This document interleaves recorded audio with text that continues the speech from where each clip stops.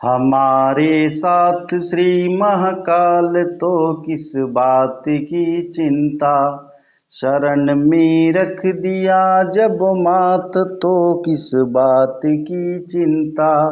हमारे साथ श्री महाकाल तो किस बात की चिंता।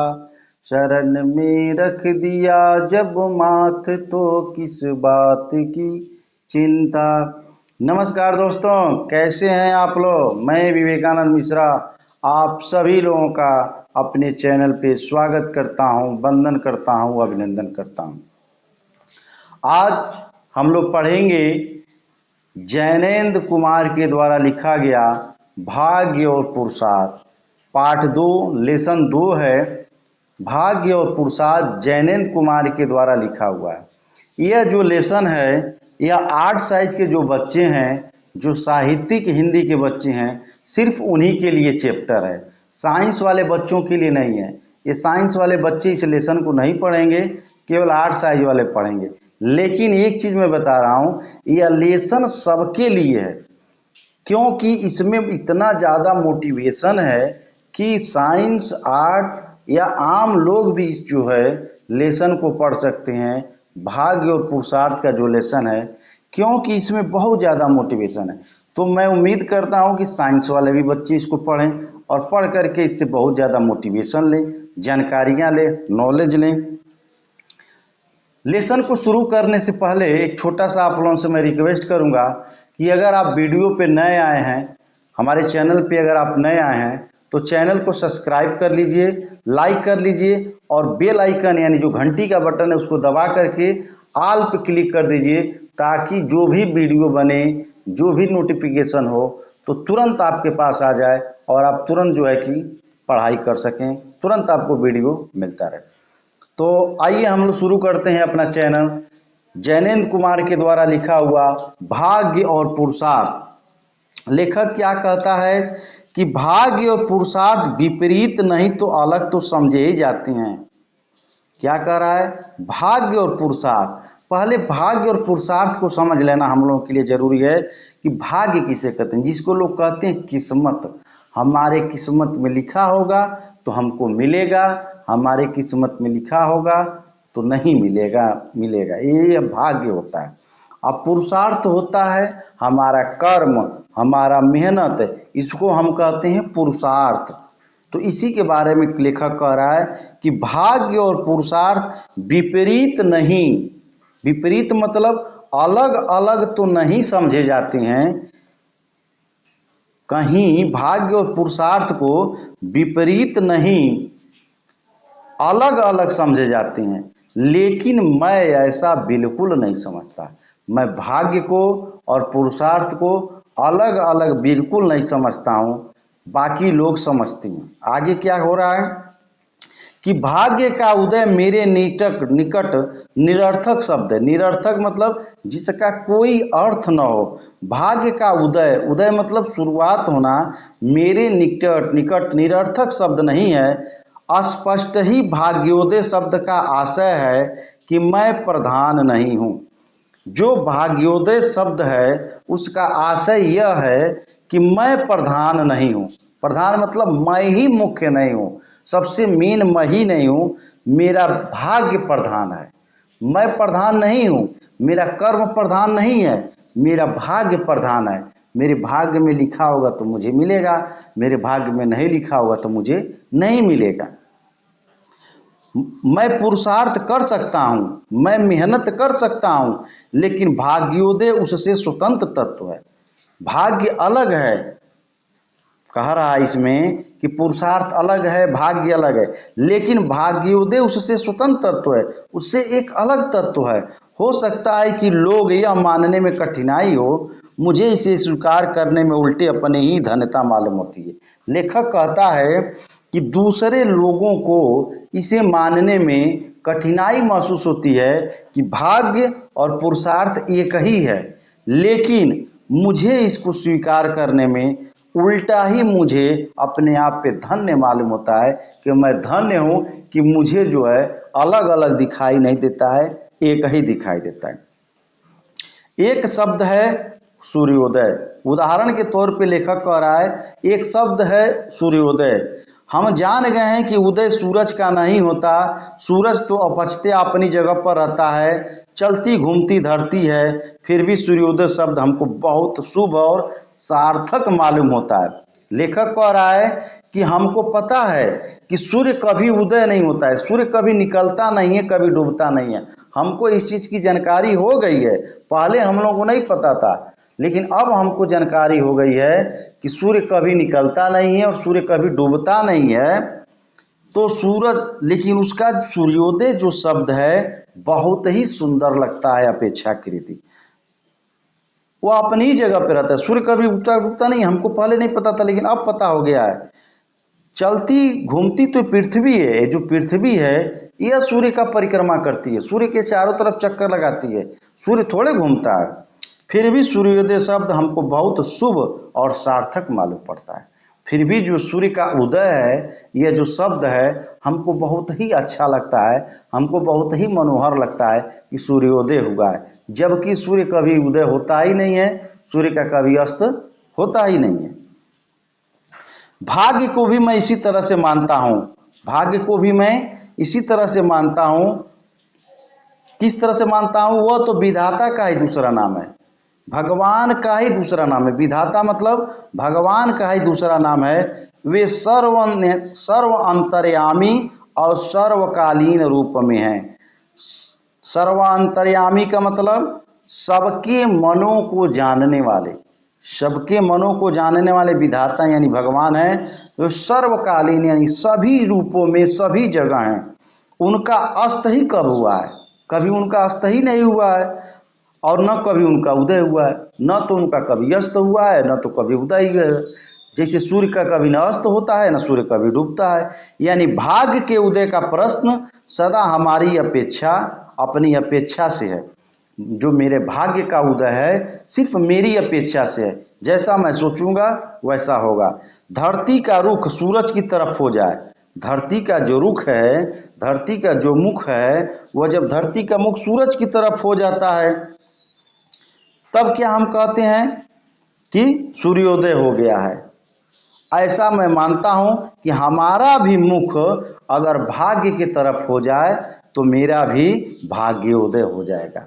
जिस तरह से पृथ्वी का मुख सूरज की तरफ हो जाए, जैसे मैं मान लेता हूं कि अब मेरा मुंह कैमरा की तरफ है, ठीक है, अब मैं मुंह अपना इधर कर लूं, अगर मैं अपना मुंह इधर कर लूं तो क्या कैमरा बंद हुआ है? कैमरा तो बंद नहीं हुआ है, मैंने अपना मुख फेर लिया है। उसी तरह से मैं भाग्य की तरफ से अपना मुख जब फेर लूंगा तो मेरा भाग्य जो है अस्त हो जाएगा, उदय नहीं होगा। कहने का तात्पर्य यही है। लेकिन ऐसा कुछ नहीं करता, लेकिन वो करता कुछ नहीं, अपना भाग्य की तरफ मुख करता ही नहीं है। पुरुषार्थ की इसी जगह संगति है। संगति मतलब दोस्ती। पुरुषार्थ जो होता है, जो कर्म होता है, उसकी इसी जगह संगति है। अर्थात भाग्य को कहीं से खींच कर उदय में लाना नहीं है। भाग्य को खींच करके, कहीं से भाग्य को खींच करके लाना नहीं है, न अपने साथ ही ज़्यादा खींचातानी करनी है। उसको भाग्य को ज़्यादा खींचातानी नहीं करनी है, बिल्कुल नहीं करनी है। सिर्फ मुंह को मोड़ लेना है, अपने मुंह को कैमरे के सामने कर लीजिए, अपने भाग्य उदय की तरफ कर लीजिए, आपका भाग्य उदय होने लगेगा। मुख हमेशा अपनी तरफ रखा करते हैं, मुख को क्या करते हैं? अपनी तरफ रखा करते हैं। भाग्य उदय कहाँ होगा? अपने से प्यार करते हैं, सिर्फ अपने से प्यार करते हैं, अपने को ही चाहते हैं, अपने को आराम देते हैं और अपनी सेवा करते हैं। दूसरे को अपने लिए मानते हैं, सब कुछ को अनुकूल चाहते हैं या कि हम पूजा और प्रशंसा के केंद्र हों और दूसरे आसपास हमारे इसी भाव में मंडराया करें। देखिए कितनी अच्छी बात लेखक ने कहा है कि अपने मुंह को हमेशा अपनी तरफ रखना चाहते हैं।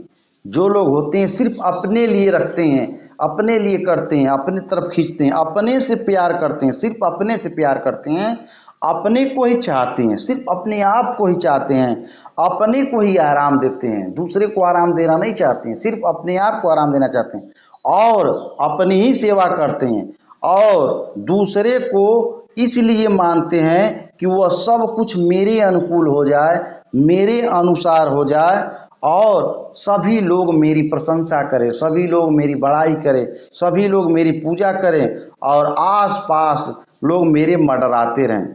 इसी वासना से हमें छुट्टी नहीं मिल पाती। वासना का मतलब होता है उसी में डूबे रहना, किसी भी काम में, किसी भी गलत लत में डूबे रहना। वासना में बिल्कुल नहीं चाहते कि वासना से हम क्या करें, निकल सकें। तब भी होता है कि ऊपर से बहुत गहरा दुख आ पड़ता है, बहुत गहरा दुख आ पड़ता है। वह हमें भीतर तक विदीर्ण, भीतर तक बिल्कुल छेद देता है। कुछ क्षण के लिए जैसे हमारी अहंता को शून्य कर डालता है। हमारे जो अंदर अहंकार है, हमारे अंदर जो घमंड है, उसको क्या करता है, बिल्कुल शून्य कर डालता है, जीरो कर डालता है। वह शून्य की अवस्था भगवान की कृपा से प्राप्त होती है, क्योंकि जिसके अंदर अहंकार होता है, उसके अंदर घमंड जो है, एक दिन भगवान की कृपा से क्या हो जाता है, शून्य हो जाता है। इसलिए मैं मानता हूं कि दुख भगवान का एक तरह से वरदान है। दुख क्या है, भगवान के दिया गया एक वरदान है कि अगर दुख नहीं आएगा तो आपके अंदर का जो अहंकार है, आपके अंदर का जो घमंड है, वो कभी खत्म नहीं हो सकता है। अहंकार और किसी औषध से नहीं गलता। अहंकार जो है, जो है, किसी औषध से, किसी दवाई से नहीं गलता, बल्कि दुख ही भगवान का अमृत वरदान है। जब आपके पास दुख आएगा, जब आपके पास समस्या आएगी, तब जाकर के आपको अपना अहंकार खत्म होगा, तब जाकर के आप भगवान को पाएंगे। क्योंकि लोग दुख में केवल भगवान को पूछते हैं, सुख में कभी नहीं पूछते हैं। बल्कि सबके पास यही है। वह क्षण सचमुच ही भाग्योदय का होता है। कहते हैं ना, प्रभु आपकी कृपा से सब काम हो रहा है, प्रभु आपकी कृपा से सब काम हो रहा है, करते हो तुम कन्हैया मेरा नाम हो रहा है, प्रभु आपकी कृपा से मेरा नाम हो रहा है। करते हैं ऊपर वाले, करते हैं विधाता, करते हैं भगवान, और नाम क्या होता है, हमारा होता है। वह क्षण सचमुच ही भाग्योदय का होता है। किसका होता है, भाग्योदय का होता है। जैसे जब तक आपके पास जो है कि दुख नहीं आएगा, जब तक आपके पास विपत्ति नहीं आएगी, तब तक आप भगवान को याद नहीं कर सकते हैं, तब तक आपके अंदर का अहंकार, आपके अंदर का घमंड जाएगा ही नहीं। इसीलिए कहा गया है, लेखक का कहने का तात्पर्य है कि भगवान जो है, जो दुख देता है, वह बहुत बड़ा वरदान है। जब महाभारत समाप्त हो गया तो सभी लोग जान गए कि कृष्ण भगवान है। जो उनकी बुआ थी कुंती, उनके पास गए और कुंती से कहे, कुंती तुम भी कुछ हमसे मांग लो, क्या तुमको चाहिए। कुंती ने कहा कि हे कृष्ण, अगर तुम मुझे कुछ देना ही चाहते हो तो सिर्फ और सिर्फ मुझे दुख देना, क्योंकि दुख दोगे तो हमेशा तुम याद आओगे, और सुख दे दोगे तुम हमको भूल जाओगे, मैं तुमको याद नहीं कर पाऊंगी। इसीलिए तुम हमेशा सिर्फ हमको दुख ही दुख दो, ताकि मैं दुख में सिर्फ तुमको याद करूं, सुख में याद नहीं कर पाऊंगी। इसीलिए यहाँ पे कहा गया है कि जो दुख है, वह दुख ही मनुष्य के अहंकार को, घमंड को खत्म करता है, तब वो भगवान के शरण में चला जाता है। लेखक आगे क्या कहता है कि अगर हम उसमें भगवान की कृपा को पहचान लें, उस क्षण यह सरल हो जाता है कि हम अपने से मुड़े हुए और भाग्य के सम्मुख हो जाएंगे। अपना जो मुंह हम लोग मुड़े हुए हैं, बिल्कुल अपना मुंह क्या करेंगे, भाग्य के सम्मुख, मतलब भाग्य के सामने कर लेंगे। बस इस सम्मुखता की देर है, बस इस सम्मुखता मन इसी के सामने होने का देर है कि हमारा भाग्योदय तुरंत हो जाएगा। असल में उदय उसका क्या होना, उदय उसका क्या होना, उसका आलोक तो कण-कण में व्याप्त सर्वदा है। आलोक मतलब होता है प्रकाश, उसका ऊपर वाले को कहा जा रहा है, उसकी किस्मत को कहा जा रहा है। उसका जो कण-कण है, उसका आलोक सर्वदा सर्वदा के लिए हर जगह विराजमान है। उस आलोक, उस प्रकाश के प्रति खुलना हमारी आँखों का हो जाए, बस उसी की प्रतीक्षा है। उस प्रकाश के प्रति अगर हमारी आँखें खुल जाती है तो बस उसी की तो इंतजार है, उसी की प्रतीक्षा है। साधना यानी मेहनत और प्रयत्न यानी प्रयास सब उतने मात्रा के लिए हैं। प्रयत्न और पुरुषार्थ, प्रयास करना और मेहनत करना, पुरुषार्थ को मेहनत करते हैं का दूसरा लक्ष्य मानना बहुत बड़ी भूल करना होगा। ऐसी चेष्टा व्यर्थ में होती है, ऐसी चेष्टा व्यर्थ में करनी चाहिए, यही सिद्ध है। आगे लेखक कह रहा है कि दुनिया में हम देखते तो हैं कि लोग हैं कि बहुत हाथ पैर पटकते हैं। हम बहुत से दुनिया में लोगों को देखते हैं कि कोई भी काम करने के लिए बहुत ज़्यादा वो अपना क्या करते हैं, हाथ पैर पटकते हैं। हाथ पैर पटकना भी मुहावरा है, मतलब इधर उधर से चारों तरफ से प्रयास करते हैं, मेहनत करते हैं, दिन रात जोड़ तोड़ में लगे रहते हैं, इधर से उधर, कोशिश में तो कमी बिल्कुल नहीं करते हैं, पर सिद्धि उनको कुछ नहीं प्राप्त होती, किसी भी प्रकार की उनको सिद्धि नहीं मिल पाती है। आखिर में ऐसा क्यों होता है? कोशिश की पुरुषार्थ में सिद्धि माने तो यह दृश्य नहीं दिखना चाहिए। कह रहा है लेखक, कोशिश की पुरुषार्थ, जो कोशिश करने का मेहनत है, जो पुरुषार्थ है, उसमें सिद्धि माने तो यह दृश्य दिखना ही नहीं चाहिए कि हाथ पैर पटकने वाले लोग, जो भी लोग हाथ पैर अपना पटक रहे हैं, व्यर्थ और निष्फल रह जाएं। व्यर्थ मतलब उनको कोई काम नहीं कर रहा, निष्फल का मतलब उनको कोई भी फल प्राप्त न हो। अगर ये व्यर्थ का प्रयास करते रहते हैं तो अंत में यह कह उठेंगे कि क्या करें, अपने टारगेट पे, अपने मेहनत पे फोकस नहीं करेंगे, व्यर्थ प्रयास करते रहेंगे, कोई भी प्रयास अच्छे से नहीं करेंगे, व्यर्थ के करते रहेंगे, और अंत में कह उठेंगे क्या करें, हमारे भाग्य में था ही नहीं, हमारे भाग्य में तो उल्टा लिखा था। तो इसमें गलती नहीं मानी जाएगी, किसी की भी गलती नहीं मानी जाएगी। सच ही अधिकांश यह होता है कि उनका और भाग्य का संबंध उल्टा ही होता है। उनका संबंध क्या होता है? भाग्य से बिल्कुल विपरीत होता है, बिल्कुल उल्टा होता है। भाग्य के स्वयं उल्टे सीधे होने का तो प्रश्न ही क्या है। भाग्य कभी उल्टा सीधा होता ही नहीं है, भाग्य तो भाग्य है। कारण उसकी सत्ता सर्वत्र व्याप्त है, उसकी जो सत्ता है ना, सर्वत्र मतलब हर जगह व्याप्त है, वहाँ दिशाएं तक समाप्त हैं, उसके तरफ उस क्या बोलते हैं, उसकी दिशा होती ही नहीं है, बिल्कुल दिशा नहीं होती। भाग्य की कोई दिशा नहीं होती है, न तो कभी उसका टाइम होता है, वो हर समय रहता है। विमुख और सम्मुख, उससे मुख उल्टा कर लेना और मुख उसके सामने कर लेना, जैसा वह कुछ संभव नहीं है, किसी भी तरह का कुछ संभव नहीं है। तब होता यह है कि ऐसे निष्फल मतलब किसी भी प्रकार का उसको फल न प्राप्त हुआ हो, उसको निष्फल कहते हैं। निष्फल प्रयत्न करने वाले स्वयं उससे उल्टे बने रहते हैं, स्वयं उससे बिल्कुल उल्टे बने रहते हैं, अर्थात अपने को ज़्यादा गिनने लग जाते हैं, अपने आप को के अंदर ज़्यादा अहंकार थे, जो भी किया हूँ मैं ही किया हूँ, मेरे अलावा दूसरा कोई नहीं किया, अपने ही को गिनते हैं। शेष दूसरों के प्रति अवज्ञा, दूसरों को अवहेलना करते हैं, उनकी अपेक्षा करते हैं। कर्म में अधिकांश यह दोष रहता है, जो कर्म किया जाता है उसमें अधिकांश दोष रहता है, उसमें एक प्रकार का नशा होता है। कैसा नशा होता है कि नशा चढ़ने पर आदमी भाग्य और ईश्वर को भूल जाता है।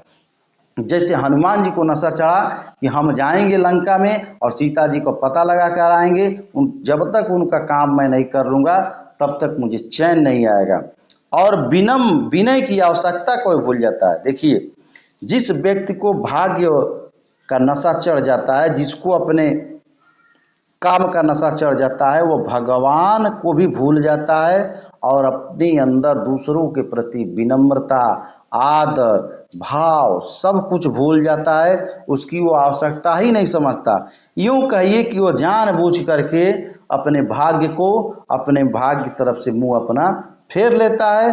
तब उसे सहयोग न मिलने से उसमें विस्मय ही क्या है। अगर किसी से उसको अब सहायता न मिले, किसी से उसको मदद न मिले, तो उसमें विस्मय मतलब किसी भी प्रकार की कोई आश्चर्य की बात नहीं है।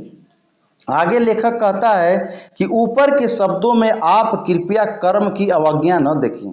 जो कर्म की अवज्ञा हुई है उसको बिल्कुल न देखिए, उसके साथ अकर्म, जो कर्म न किया गया है, अकर्म के महत्व को भी पहचाने। उसके अकर्म, जो कर्म नहीं किया गया है उसकी अकर्म को जाने और पहचाने। अकर्म का आशय कर्म का अभाव नहीं, कर्तव्य का क्षय है। देखिए कितनी अच्छी बात कर रहा है। अकर्म यानी जो कर्म नहीं किया गया है, इसका आशय कर्म का अभाव नहीं है। अभाव मतलब होता है कमी, बल्कि कर्तव्य का क्षय। क्षय मतलब जो कर्तव्य किया गया वो नष्ट हो गया। मैं यह कह रहा हूँ कि मैं वह करने वाला हूँ। मैं माने घमंड। मैं यह कह रहा हूँ कि मैं वह करने वाला हूँ, यह सब कुछ करके ही छोड़ूंगा। इतना ज़्यादा घमंड होता है, इतना अहंकार होता है कि मैं सब कुछ करके छोड़ूंगा। आदि आदि यानी अनेकों प्रकार से अहंकारों से किया गया कर्म, घमंड अहंकार से किया गया कोई भी कार्य यदि सिद्धि और सफलता न लाए बल्कि बंधन और कलेश उपजाए, बंधन किसी भी तरह की परेशानी, कलेश माने दुख कष्ट को उपजाए यानी उत्पन्न करे, तो इसमें तर्क की कोई असंगति नहीं है। इसमें किसी भी तरह का कोई तर्क नहीं करना चाहिए, तर्क वितर्क नहीं करना चाहिए। पुरुषार्थ का अर्थ मेहनत ही नहीं है। पुरुषार्थ का अर्थ केवल मेहनत नहीं है, बल्कि एक दूसरे का सहयोग भी है। अहंकार अहं के बल पर चलने से यह सहयोग क्षीण हो जाता है। अहंकार के अगर बल पर चलेंगे तो यह जो आपका सहयोग है एक दूसरे को, क्षीण मतलब बिल्कुल नष्ट हो जाएगा। तब उसका पुरुषार्थ भी क्या कहना, उसके पुरुषार्थ का भी कोई मतलब नहीं रह जाएगा। पुरुषार्थ वह है जो पुरुष को सौ प्रयास रखे। पुरुषार्थ वह है जो पुरुष को हमेशा प्रयासरत रखे, साथ ही सहयुक्त भी रखे, दूसरे का सहयोग करता रहे। यह जो सहयोग है सच में पुरुष और भाग्य का ही है। यह सच में पुरुष का भाग्य ही है। पुरुष अपने अह से, अह मतलब अहंकार होता है, अह से विमुक्त होता है, यानी अहंकार से बिल्कुल हट जाता है, अहंकार से बाहर आ जाता है, तभी भाग्य से संयुक्त होता है। संयुक्त मतलब जुड़ता है। लोग जब पुरुषार्थ को भाग्य से अलग, जब लोग पुरुषार्थ को भाग्य से अलग विपरीत करते हैं तो कहना चाहिए कि वे पुरुषार्थ को ही उसके अर्थ से विलग और विमुख कर दे रहे। विलग मतलब अलग और विमुख मतलब उसके मुख से अलग कर दे रहे। पुरुषार्थ का अर्थ क्या पशु का अर्थ है? पुरुषार्थ का क्या अर्थ पशु का अर्थ है? बल विक्रम तो पशु में ज़्यादा होता है। पुरुष का क्या, पुरुषों को कहा जा रहा है कि अगर पुरुषार्थ ही सब कुछ है तो सबसे ज़्यादा पुरुषार्थ यानी सबसे ज़्यादा मेहनत, सबसे ज़्यादा ताकतवर तो पशु करते हैं। दौड़ धूप निश्चय ही पशु मनुष्य से अधिक करता है, सबसे ज़्यादा ताकत तो होता है, दौड़ धूप ज़्यादा करता है। लेकिन यदि पुरुषार्थ पशु चेष्टा के अर्थ से कुछ भिन्न और श्रेष्ठ है तो इस अर्थ में है कि वह केवल हाथ पैर चलाना नहीं है, न क्रिया का वेग और कौशल है, बल्कि वह स्नेह सहयोग का भावना है। देखिए क्या रहा है कि केवल पुरुषार्थ हाथ पैर चलाना, मेहनत करना ही अगर पुरुषार्थ कहलाएगा तो मनुष्य से सबसे ज़्यादा पुरुषार्थ पशुओं में होता है। पशु सबसे ज़्यादा पुरुषार्थ करता है, उसको तो सबसे ज़्यादा होना चाहिए। लेकिन नहीं, पुरुषार्थ का मतलब होता है पुरुषार्थ के साथ साथ प्रेम स्नेह सहयोग की भावना होनी चाहिए। उसके अंदर सूक्ष्म भाषा में कहें तो उसकी अकर्तव्य भावना है। वासना से पीड़ित होकर पशु में अद्भुत पराक्रम दिखा जा सकता है। वासना किसी चीज़ में लिप्त रहना, हमेशा पशु में अद्भुत बहुत ज़्यादा पराक्रम देखने को मिलता है। किंतु यह पुरुष के लिए संभव है? बिल्कुल संभव नहीं है। आत्म विसर्जन में ही पराक्रम दिखावें, वो अपने आत्म सम्मान के लिए, अपने आत्मा के प्रबोधन के लिए ही आत्म सम्मान को वो दिखाएं, तब जाकर के अच्छे से भाग्योदय होगा और भाग्य के लिए ये चीज़ें कही जाएंगी। भाग्योदय शब्द में हम इसी प्रसार को पहचाने कि भाग्यवादी बनना दूसरी चीज़ है। भाग्यवादी बनना दूसरी चीज़ है, उसमें हम भाग्य को अपने ऊपर मानते हैं। भाग्य का यह मानना बहुत ओछा है, ओछा मतलब बहुत छोटा और अधूरा हो जाता है। सचमुच ही इसे मानने से पुरुषार्थ की बिल्कुल हानि होती है, पुरुषार्थ बिल्कुल नष्ट हो जाता है। पर भाग्य से अपने को अलग मानने का हमें अधिकार ही कहाँ? भाग्य से हम अपने आप को अलग न माने। भाग्य के यदि हम आत्मीय बने तो हमारी उसके साथ लड़ाई ही समाप्त हो जाएगी। यदि हम भाग्य के और आत्मी बने, उसको आत्मा से प्रेम करें तो हमारी लड़ाई क्या हो जाएगी? समाप्त हो जाएगी। तब भाग्योदय का क्षण हमारे लिए नहीं आता, क्योंकि क्षण क्षण और प्रतिक्षण, एक एक क्षण, एक एक टाइम हमें भाग्योदय का अनुभव होता है और भाग्य यहाँ से वहाँ तक हमारे जीवन को उचित और अलौकित करता है, यानी प्रकाशवान करता है। ऐसा व्यक्ति विरोधी यंत्र या श्रम नहीं करता। ऐसा व्यक्ति विरोधी यत्न मतलब प्रयत्न और श्रम मतलब मेहनत नहीं करता। उसकी कुछ अपनी आकांक्षा, अपनी इच्छा अथवा वासना नहीं रहती। उसकी कोई अपनी इच्छा नहीं रहती, कोई वासना नहीं। उसका कर्म इसलिए उसे थकाता नहीं कि अकर्म की प्रेरणता उसके अंदर कर्म, कर्म का उल्टा है विलोम में अकर्म, अकर्म मतलब न करना की प्रेरणा रहने से उसके कर्म में प्रतिक्रिया नहीं होती। उसका जो कर्म है उसमें किसी भी तरह की कोई प्रतिक्रिया नहीं रहती, वह बंधन नहीं रह जाता, उसके अंदर किसी भी तरह का कोई बंधन नहीं रहता। मानो कर्म उसके भाग्य ही करता है, मानो उसका जो कर्म है उसका भाग्य कराता है। इसीलिए प्रत्येक कर्म उसके भाग्य को प्रशस्त और विस्तृत ही करता जाता है। अगले पैराग्राफ में लेखक क्या कर रहा है, भाग्य के प्रति अभ्यंतर में अर्पित होकर के, उसमें समाहित होकर के पुरुष जो भी पुरुषार्थ करता है वह उसे उत्तरोत्तर युग, उत्तरोत्तर मुक्त यानी आगे निरंतर और समग्र मतलब सब कुछ ही करता जाता है। भाग्य के प्रति अवज्ञा रखना, अवज्ञा का मतलब उसके विपरीत रखना, अपने से शेष के प्रति अवज्ञाशील होने के बराबर है। अगर आप किसी की अवज्ञा कर रहे हैं, अगर आप किसी का मान सम्मान नहीं कर रहे हैं, अपने से बड़े का मान सम्मान नहीं कर रहे हैं, तो वह किसी के लायक नहीं है। इसे बुद्धि के प्रमाद, प्रमाद का मतलब आपकी बुद्धि नष्ट का ही लक्षण मानना चाहिए। आपकी बुद्धि बिल्कुल क्या हो रही है, नष्ट हो गई है। हमारी हस्ती ही क्या है, लेखक कह रहा है हमारी हस्ती क्या है कि आखिरी गिनती के कुछ साल हम जीते हैं, फिर हम सदा के लिए मर जाते हैं, चाहे फिर भी पैदा होते हों, लेकिन हमारी ये अहंता तो यही है कि यहीं रह जाती है। लेखक कह रहा है आखिरी गिनती के जो कुछ साल बीत रहते हैं उसमें हम जिंदगी को जीते हैं, फिर हमेशा हमेशा के लिए मर जाते हैं, चाहे फिर भी हम पैदा हों, लेकिन हमारी अहंकार, हमारी जो अहंकार है वो यहीं रह जाती है। पर हमारे मर जाने से क्या अस्तित्व कुछ घटता है? क्या मर जाने से हमारा कोई अस्तित्व घटता है? यह जगत और इतिहास तो चलता ही रहता है, यह संसार कभी नहीं मरता है, यह संसार चलता रहता है। हमारा अहंकार रहे, हम जिंदा रहें या मर जाएं, संसार चलता रहता है। तब इससे बड़ी लोग कहते हैं ना, मैं नहीं रहूँगा तो ये नहीं होगा, मैं नहीं, कि उसका अहंकार कहता है आप नहीं रहेंगे तब भी देश चलेगा, ऐसा नहीं है। तब इससे बड़ी मूर्खता दूसरी क्या होगी कि हम अपने कतिपय वर्षों के 3.5 हाथ से सीमित, सभी मनुष्यों का शरीर अगर अपने हाथ से नापा जाए तो 3.5 ही हाथ का होता है। अपने 3.5 हाथ के सीमित अस्तित्व को, ये मेरा 3.5 हाथ का शरीर का जो अस्तित्व है वो सब कुछ मान लेते हैं, हम सब कुछ अपने आप को ही मान लेते हैं, बाकी किसी को नहीं मानते हैं, और उस कारण से बाकी त्रिकाल त्रिलोक को अमान्य ठुकरा देते हैं। हम 3.5 हाथ की आदमी सब कुछ अपने आप को मान लेते हैं, और भगवान, आत्मा, परमात्मा और अन्य लोगों को हम क्या करते हैं, अमान्य ठहराते हैं, एक किसी लायक नहीं। भाग्य को न मानना इस तरह उस सब कुछ को न मानने के बराबर है जो सचमुच सीमाहीन भाव से हैं, जो जिनकी सीमा नहीं है, बिल्कुल सीमाहीन से भाव है। सच पूछिए तो उदय उसी का है। किसका उदय है?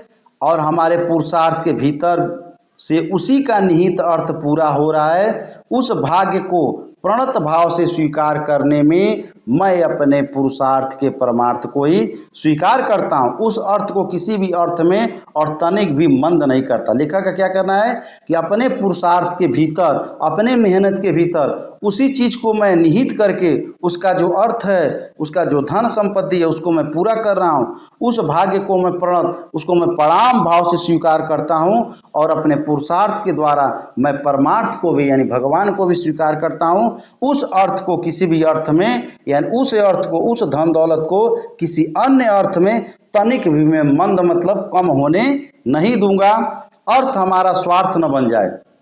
यह जो धन दौलत है इसी को हम अर्थ कहते हैं, यह अर्थ हमारा स्वार्थ न बन जाए। पुरुषार्थ वह नहीं कहलाएगा अगर भाग्य के परमार्थ से उसे हम नहीं जोड़ सकेंगे। उस स्वार्थ के जो चक्र में है, चक्र मतलब जो स्वार्थ के चक्र में घूम रहे हैं वे भाग्योदय की प्रतीक्षा में रहे ही चले जाते हैं। वो भाग्य की प्रतीक्षा करते रहते हैं, कब मेरा भाग्य आएगा, कब मेरा भाग्य आएगा, और वो प्रतीक्षा का पुरुषार्थ कुछ नहीं करते हैं। क्योंकि जिसके उदय की वे राह देख रहे हैं वह तो उदित है, जिसको और जिसका राह देख रहे हैं कि उदय होगा वो तो ऑलरेडी उदय है, सूर्य कभी डूबा ही नहीं है। लेकिन केवल उनकी पीठ उस तरफ है, अपना पीठ घुमा दें, मुँह कर दें, खत्म हो जाएगा। इसलिए उन्हें मालूम ही नहीं है कि जिसको वे सामने देख रहे हैं वह भी उसी के प्रकाश से प्रकाशित हो रहा है। मैं जिधर अपने भाग्य के विपरीत मुँह किया हूँ वो भी उसी के प्रकाश से परमात्मा से प्रकाशित हो रहा है, और जो मेरे पीठ के पीछे है वो भी परमात्मा के ही प्रकाश से प्रकाशित हो रहा है। और कमनीय जान पड़ता है, इच्छाएं तो नाना प्रकार और नाना विधि हैं। इच्छाएं क्या हैं? अनेकों प्रकार की हैं और अनेकों प्रकार की विधियां हैं, और वे उसे प्रवृत्त रखती हैं। उस प्रवृत्ति से वह रह रह करके थक जाता है। उसकी प्रवृत्ति जो है उस प्रवृत्ति रह रह कर वो क्या होता है, थक जाता है, और निवृत्ति उससे छुटकारा चाहता है। निवृत्ति का मतलब होता है उसे छुटकारा चाहता है। यह प्रवृत्ति और निवृत्ति, प्रवृत्ति मतलब प्राप्त करना और निवृत्ति मतलब छोड़ना का जो चक्र है उसको द्वंद्व से थकाता है। द्वंद्व मतलब एक दूसरे का द्वंद्व, आपस में थक जाता है। इस संसार को अभी राग भाव से वह चाहता है। किससे चाहता है? जब द्वंद्व से थक जाता है तो प्रेम राग भाव से चाहता है कि अगले क्षण उतने ही भाव, अगला जो क्षण आएगा उतने ही भाव विराग से वह उसका विनाश भी चाहता है। जो आने वाला समय है उसको चाहता है कि बिल्कुल विनाश हो जाए, बिल्कुल सुख हो, बिल्कुल शांति हो। पर राग द्वेष की वासनाओं से अंत में उसको झुंझुनाहट और झटपटाहट ही उसे हाथ आती है। लास्ट में उसको क्या आता है? जो उसकी वासनाओं में तृप्त रहता है, लिप्त रहता है, किस्मत को कोसा करता है, वह लास्ट में अंत में झुंझुनाहट और छटपटाहट ही उसके हाथ लगती है। वह छटपटाता रहता है, झुंझुनाता रहता है। ऐसी अवस्था में उसका यह सच्चा भाग्योदय कहलाएगा अगर वह नतमस्त होकर के क्या करेगा? विनम्र होकर के भाग्य को सिर आंखों लेगा और प्राप्त कर्तव्य में ही अपना पुरुषार्थ की इति मानेगा।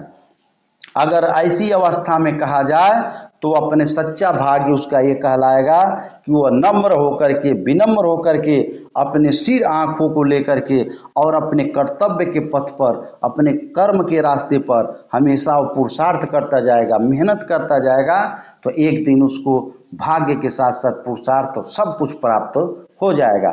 आज का हम लोग का लेसन था भाग्य और पुरुषार्थ, जैनेन्द्र कुमार के द्वारा लिखा हुआ पाठ 2, जो केवल आर्ट यानी साहित्यिक हिंदी वाले बच्चों के लिए है, साइंस वाले बच्चों के लिए नहीं है। लेकिन अगर इस चैप्टर को साइंस वाले भी बच्चे पढ़ें तो उनको कुछ न कुछ मोटिवेशन मिलेगा। अगर पाठ आप लोगों को अच्छा लगा हो, समझ में आया हो, तो दूसरे भी बच्चों को शेयर करिए। जो भी बच्चे नए नए आते हैं उस चैनल को सब्सक्राइब करें, लाइक करें और एक प्यारा सा कमेंट करें। तब तक मैं चलता हूँ दूसरे लेसन की तैयारी करने के लिए। तब तक आप लोग इसको पढ़िए और तैयारी करिए 2024 की बोर्ड की परीक्षा के लिए। मैं बार बार आप लोगों को शुभकामनाएं देता हूँ। तब तक आप लोग अपना ख्याल रखिए। Take care.